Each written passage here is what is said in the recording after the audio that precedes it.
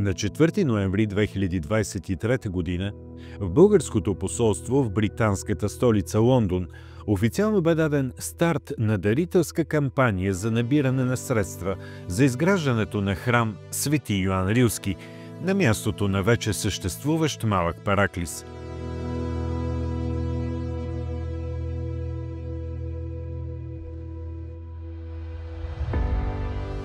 Проектът получи официално одобрение от Общинския съвет на Уестминстър след успешна защита на архитектурния план.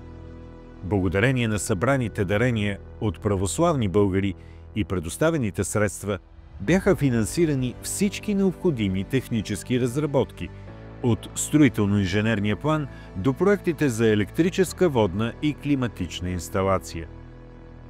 Строителните дейности започнаха с мащабни подготвителни работи.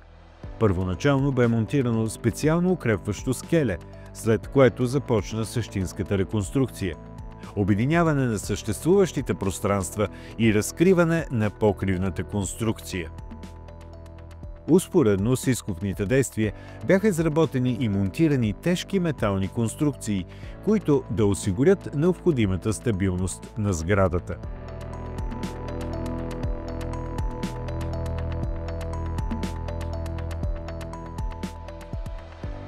Основната архитектурна задача бе да се създаде внушително църковно пространство, чрез обединяването на помещения от първия и втория етаж.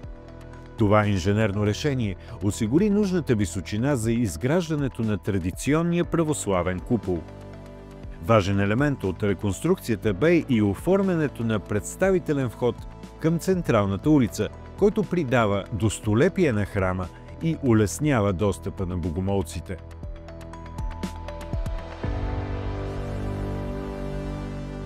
За осъществяването на този амбициозен проект, българската държава поетапно отпусна сумата от 3 милиона и 300 хиляди лева, а родолюбивите ни сънародници на острова и българският бизнес събраха чрез дарения 1 милион и 500 хиляди лева.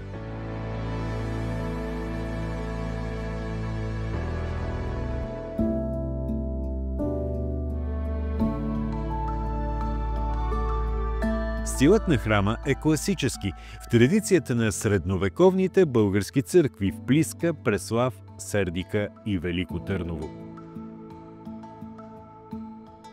През юли 2024 г. започна изграждането на вътрешното пространство, олтара и наоса на храма, както и подготовката на вътрешния купол и сводовете.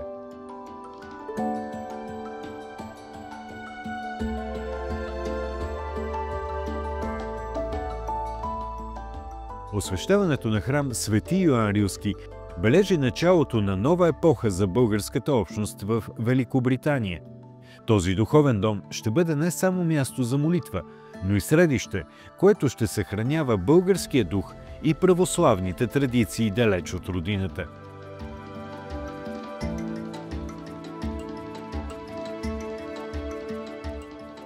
Създаването му е плод на общи усилия и свидетелства за силата на вярата и единството на нашите сънародници, които въпреки географската дистанция продължават да пазят жива връзката със своите корени и православното си наследство.